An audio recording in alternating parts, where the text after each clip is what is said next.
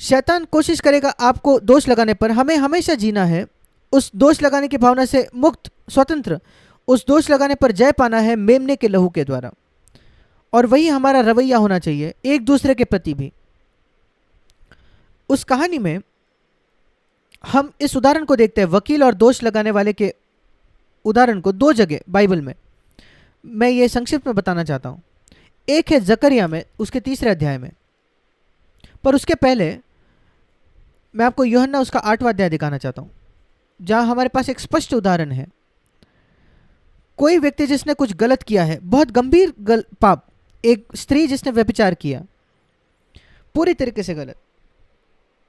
और पुराने नियम की व्यवस्था थी, वो कहती थी उसका पथराव करके उसको मार देना चाहिए।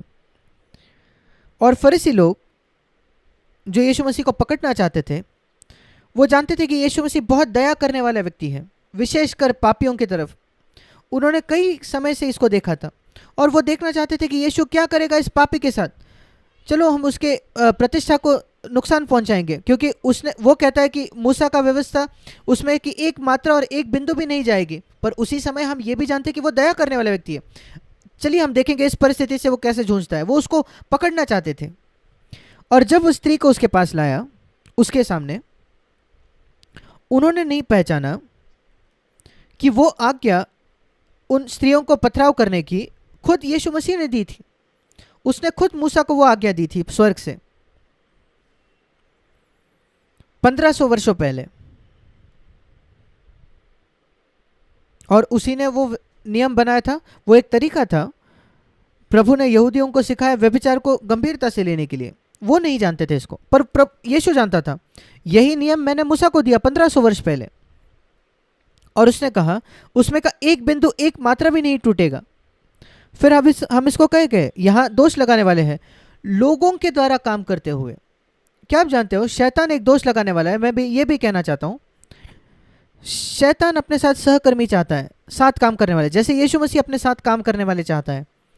और अगर शैतान दोष लगाने वाला है, वो चाहता है उसमें सहायता करे, कि आप उसकी सहायता करो, कि उसके किसी पर आप दोष लगाओ, उसके बच्चों पर कुछ नकारात्मक कहो उस व्यक्ति के बारे में, या उस व्यक्ति को नज़दीकी से देखो और उसके सकारात्मक चीज़ों को नज़रअंदाज करके, पर कोई ना कोई छोटी तिनका ढूंढो जिसके बारे में आप उससे दोष लगा पाओ, और उसका हाथ पकड़ो शैतान का, उस पर दोष लगाने के लिए किसी और के सामने। और पूरे विश्वासी इस संसार में शैतान का हाथ पकड़कर, इस भाई ने ये किया, उस भाई ने वो किया, और जो वो कहते हैं वो सच होता है।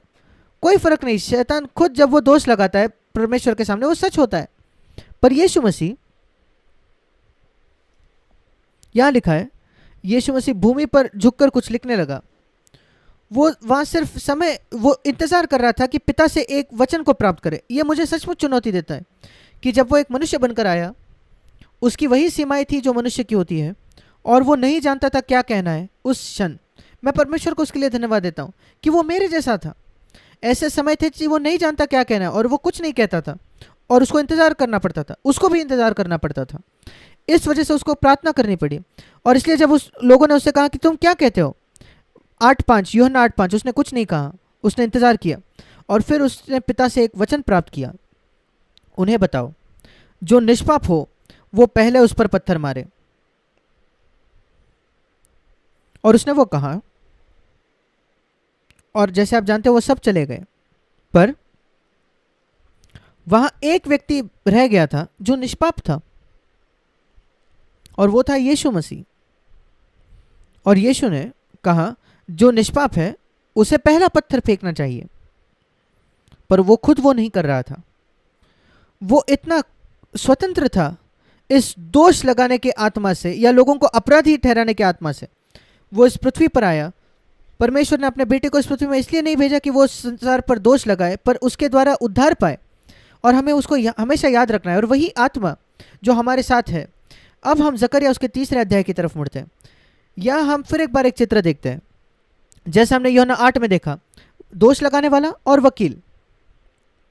जैसे हमने पहला यूहन्ना 2 में देखा, प्रकाशित वाक्य 12 में, दोष लगाने वाला वकील। यहाँ दोष लगाने वाला और वकील फिर एक बार है। जकरिया 3 में हम पाते हैं शैतान यहोशू महायाजक के दाहिने ओर था। ये आपका और मेरा चित्र है, जो यहोशू हमारा चित्र है। शैतान वहां खड़ा है उस पर दोष लगाने के लिए। यहाँ एक वो जगह है पुराने नियम में जहां शैतान हम देखते हैं, वो उत्पत्ति में शैतान है और फिर जकरिया में, नहीं तो हम पुराने नियम में उसको पाते ही नहीं। एक जगह जहां लिखा है कि उसने दाऊद को उकसाया कुछ गलत करने में, पर वो पुराने नियम में शैतान नहीं दिखता। परमेश्वर ने उसको अनुमति नहीं दी कि वो इतने आसानी से लोगों के पास जाए, क्योंकि उसका शैतान पर वो क्रूस पर हराया नहीं गया था। एक बार वो क्रूस पर हराया गया, एक बार यीशु आया, शैतान बहुत सक्रिय हो गया। और ये एक वो जगह है जहां हम देखते हैं कि शैतान आता है बाइबल में, पुराने नियम में, और वो वहां भी दोष लगाने वाला है। और जब वो दोष लगाता है, क्योंकि उसके वस्त्र मैले थे, प्रभु है जो उसको झूंझता है। यहोशू को कुछ नहीं कहना पड़ा, वहां एक वकील था, यहोवा तुझको घुड़के, मैंने इसको आग से निकाली हुई लुकती है। यही चित्र आपके मन में होना चाहिए जब शैतान आप पर दोष लगाता है परमेश्वर के सामने।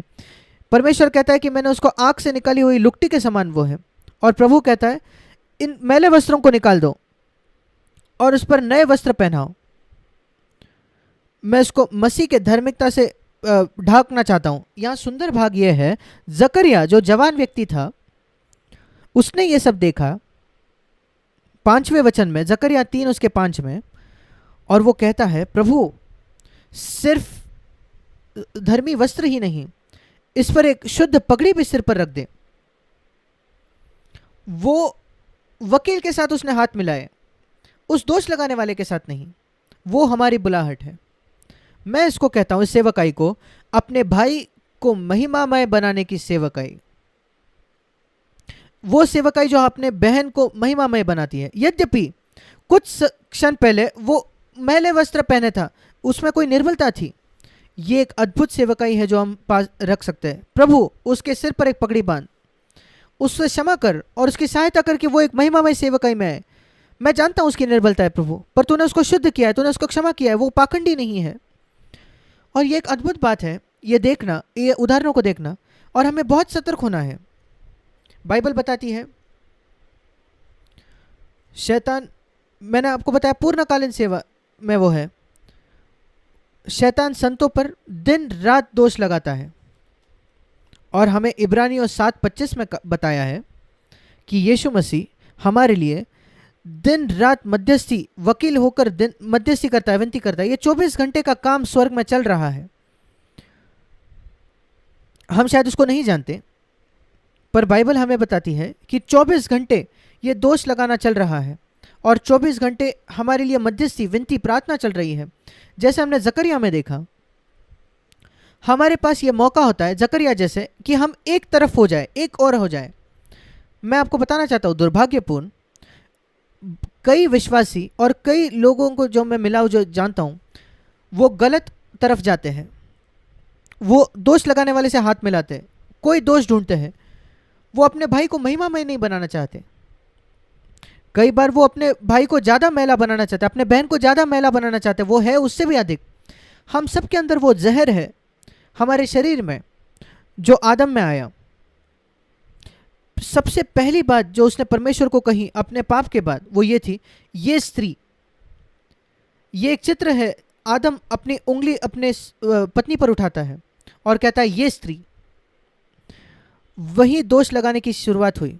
क्या आप देखते हो कितने जल्दी शैतान का जहर आदम में आ गया, और हमने सबने उसको विरासत में पाया। ये व्यक्ति, ये स्त्री, कभी कभार वो आपकी खुद की पत्नी होती है। तुम जब कभी आप उस उंगली उठाने के देखते हो, जो आप अपने पत्नी के ऊपर उंगली उठाते हो, पति के ऊपर, याद रखो यही आदम ने किया था, और इस वजह से वो स्वर्गलोक से फेंक दिया गया, और इस वजह से आप भी स्वर्गलोक से फेंक दिए जाओगे, बाहर निकाल दिए जाओगे। और याद रखो कि शैतान है जो आपकी सहायता कर रहा है कि वो आप उंगली उठाओ, और इस वजह से कई बार हमारी प्रार्थनाएं सुनी नहीं जाती।